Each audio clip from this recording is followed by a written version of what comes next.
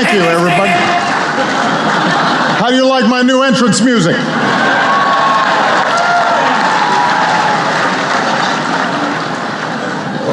Rush Limbaugh warned you about this. Second term, baby.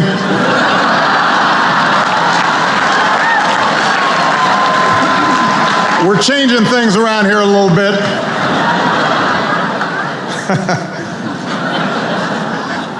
Actually, my advisors were a little worried about the new rap entrance music. They are a little more traditional.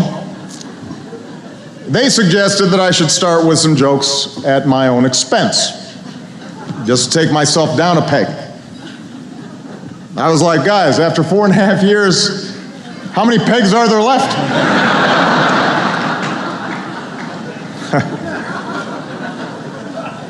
I want to thank the White House Correspondents. Ed, you're doing an outstanding job.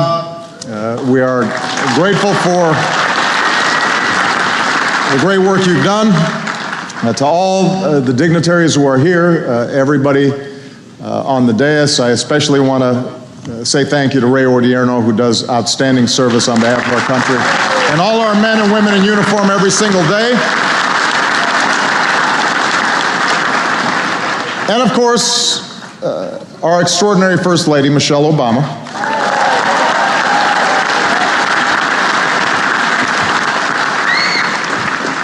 Everybody loves Michelle. She's on the cover of Vogue, high poll numbers, but don't worry, I recently got my own magazine cover.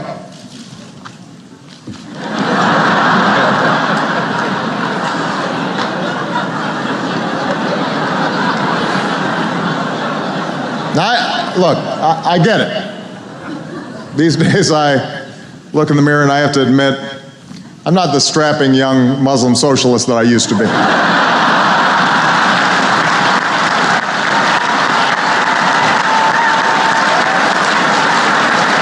Time passes, get a little gray, and yet, even after all this time, I still make rookie mistakes. Like I'm out in California, we're at a fundraiser, we're having a nice time. I happen to mention that Kamala Harris is the best looking attorney general in the country. As you might imagine, I got trouble when I got back home. Who knew Eric Holder was so sensitive?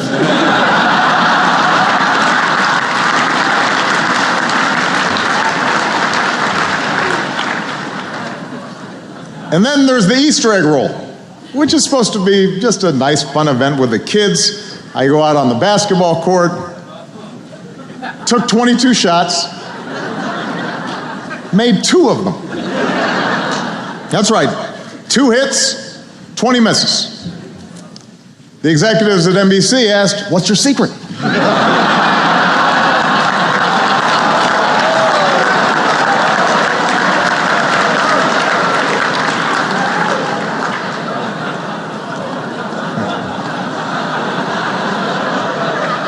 So, yes, maybe I have lost a step. But some things are beyond my control. For example, this whole controversy about Jay-Z going to Cuba. It's unbelievable. I've got 99 problems and now Jay-Z's one.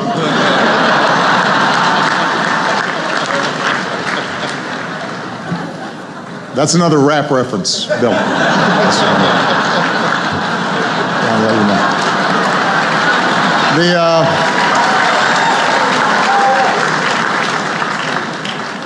Of course, everybody's got plenty of advice. Maureen Dowd said, I could solve all my problems if I were just more like Michael Douglas in The American President. And I know Michael's here tonight. Michael, what's your secret, man? Could it be that you were an actor in an Aaron Sorkin liberal fantasy? Might that have something to do with it? I don't know. Check in with me. Maybe it's something else.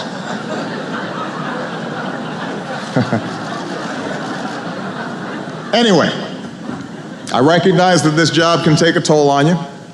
I understand second term, need a burst of new energy, try some new things, and my team and I talked about it. We were willing to try anything, so we borrowed one of Michelle's tricks.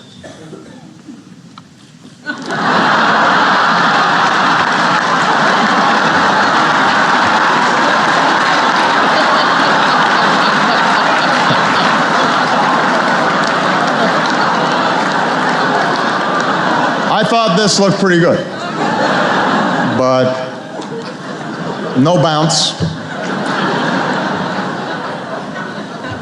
Anyway, I want to give a shout out to our headliner, Conan O'Brien.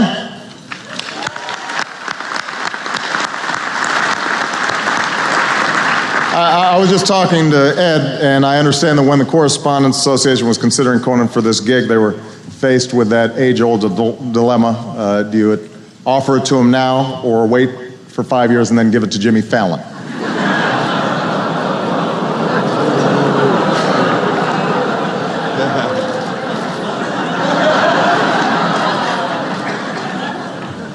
That was a little harsh. I love Conan. And of course, the White House press corps is here.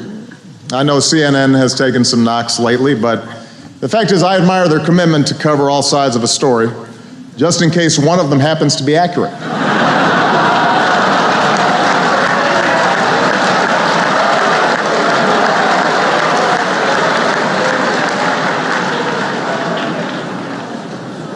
Some of my former advisors have switched over to the dark side. For example, David Axelrod now works for MSNBC, which is a nice change of pace since MSNBC used to work for David Axelrod.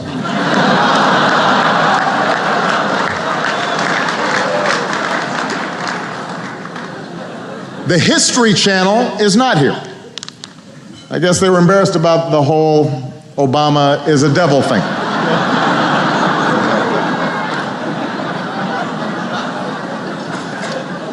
Of course, that never kept Fox News from showing up. They actually thought the comparison was not fair to Satan.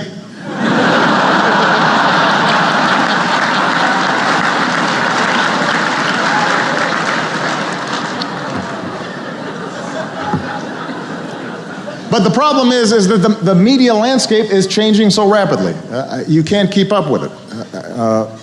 I mean, I remember when BuzzFeed was just something I did in college around 2 a.m.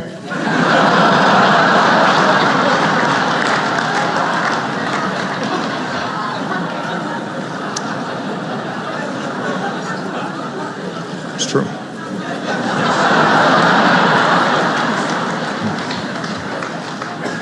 Recently, though, I found a new favorite source for political news. These guys are great. I think everybody here should check it out. They tell it like it is. It's called whitehouse.gov. I cannot get enough of it. The fact is, I really do respect the press. I recognize that the press and I have different jobs to do. My job is to be president. Your job is to keep me humble.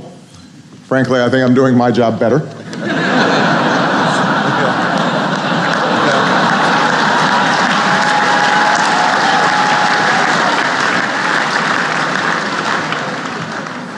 But part of the problem is everybody is so cynical.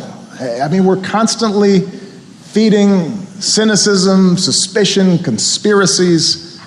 You remember a few months ago, my administration put out a photograph of me going skeet shooting at Camp David? You remember that? And quite a number of people insisted that this had been photoshopped. But tonight I have something to confess. You were right. Guys, can we show them the actual photo?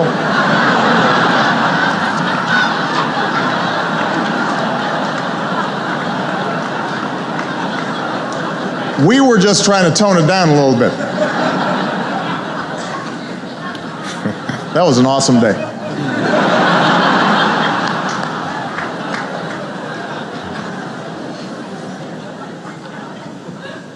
There are other new players in the media landscape as well, like super PACs. Did you know that Sheldon Adelson spent $100 million of his own money last year on negative ads? You've got to really dislike me to spend that kind of money. I mean, that's Oprah money. You could buy an island and call it Nobama for that kind of money. Sheldon would have been better off offering me $100 million to drop out of the race.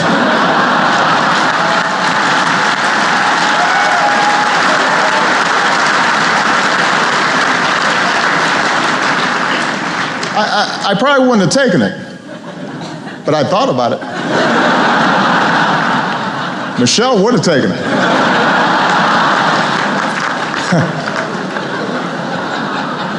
You think I'm joking?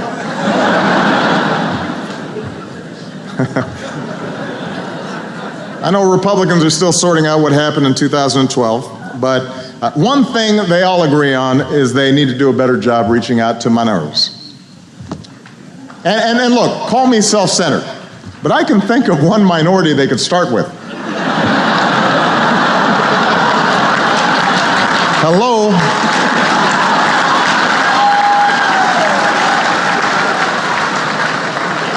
Just think of me as a trial run, you know? So, see how it goes.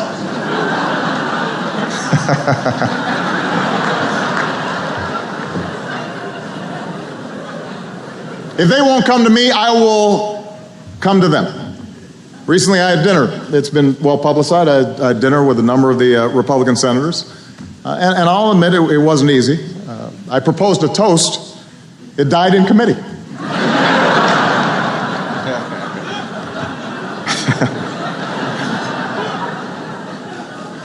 Of course, even after I've done all this, some folks still don't think I spend enough time with Congress. Why don't you get a drink with Mitch McConnell, they ask. Really? Why don't you get a drink with Mitch McConnell?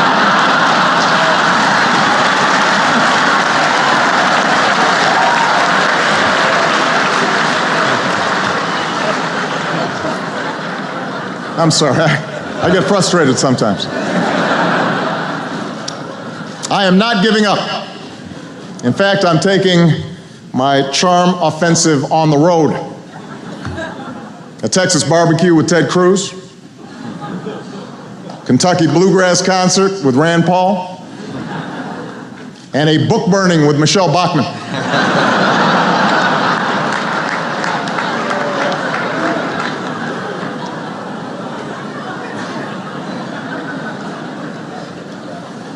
My charm offensive has helped me learn some interesting things about what's going on in Congress. It turns out absolutely nothing. But the point of my charm offensive is simple. We need to make progress on some important issues. Take the sequester. Republicans fell in love with this thing, and now they can't stop talking about how much they hate it. It's like we're trapped in a Taylor Swift album.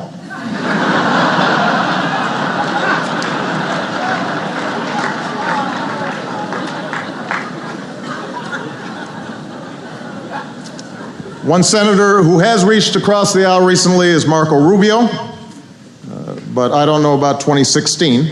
I mean, the guy has not even finished a single term in the Senate, and he thinks he's ready to be president. Kids these days. I, on the other hand, have run my last campaign.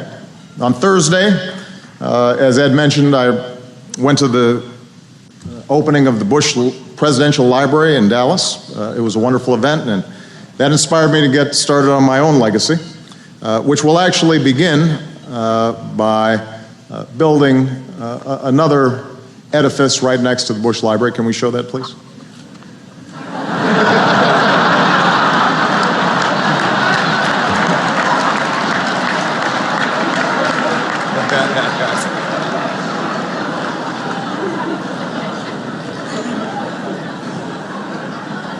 I'm also hard at work on plans for the Obama Library, and some have suggested that we put it in my birthplace, but I'd rather keep it in the United States.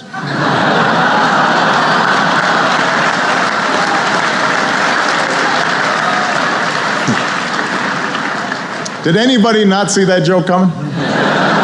Show of hands. Only Gallup. Maybe Dick Morris.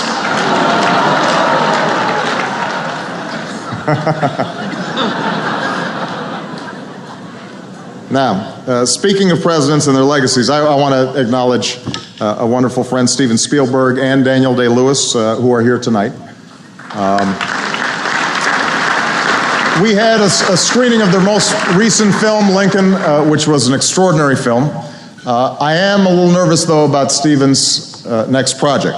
I saw a behind-the-scenes look on HBO. Well, let's just check it out. Roll the tape.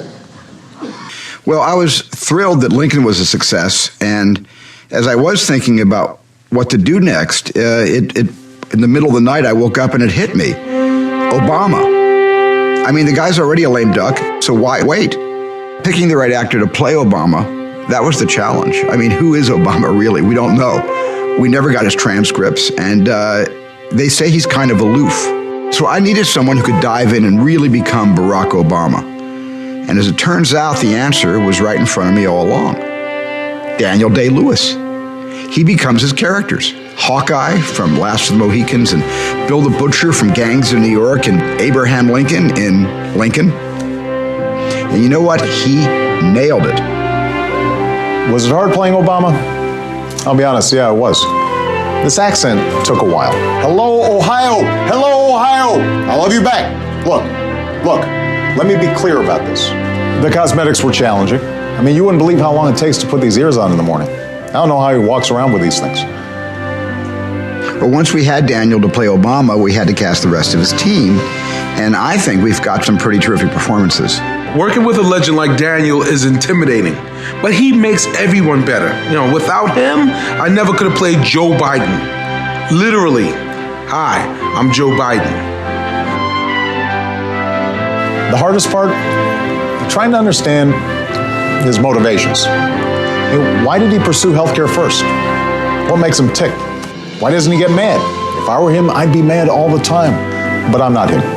I'm Daniel Day-Lewis.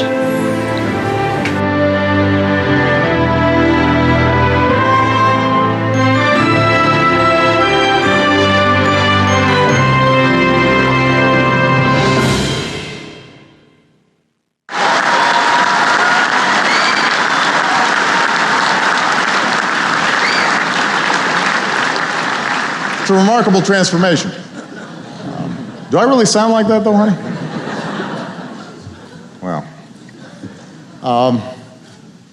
Groucho Marx once said, and Senator Cruz, that's Groucho Marx, not Carl. That's the other guy.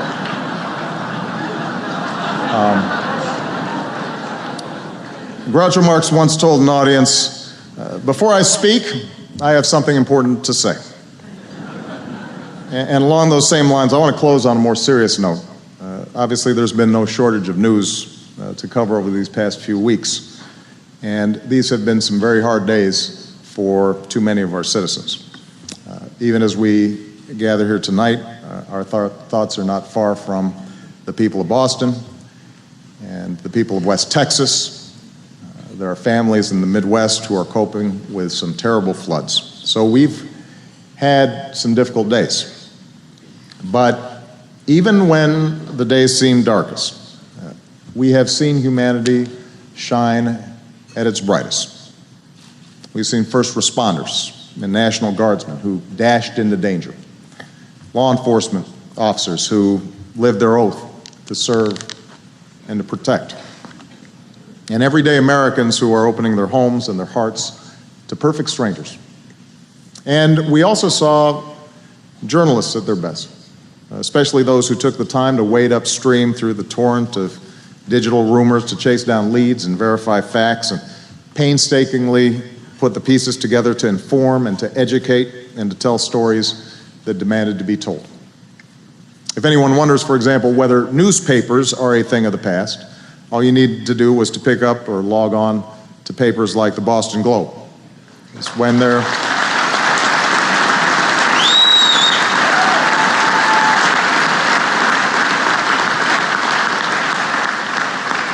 when their communities and the wider world needed them most, they were there, making sense of events that might at first blush seem beyond our comprehension. And that's what great journalism is, and that's what great journalists do. And that's why, for example, Pete Williams' new nickname around the NBC newsroom is Big Papi.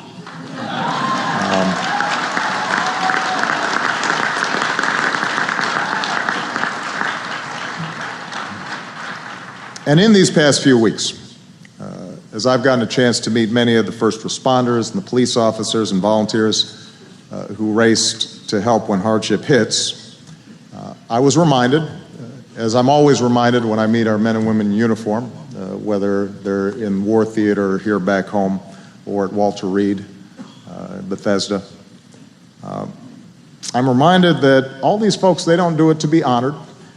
They don't do it to be celebrated.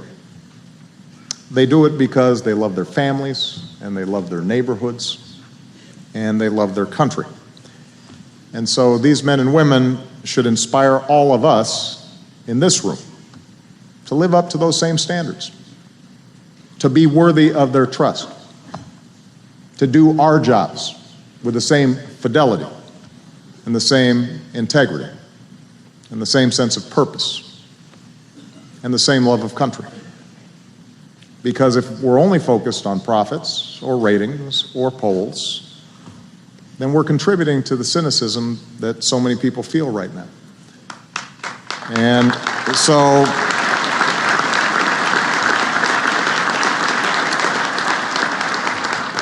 those of us in this room tonight, we are incredibly lucky. And the fact is, we can do better.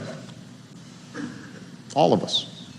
Those of us in public office, those of us in the press, those who produce entertainment for our kids, those with power, those with influence, all of us, including myself, we can strive to value those things that I suspect led most of us to do the work that we do in the first place, because we believed in something that was true, and we believed in service, and the idea that we can have a lasting positive impact on the lives of the people around us. And that's our obligation. That's a task we should gladly embrace on behalf of all those folks who are counting on us, on behalf of this country that's given us so much. So thank you all to the White House Correspondents for the great work you do. God bless you all. May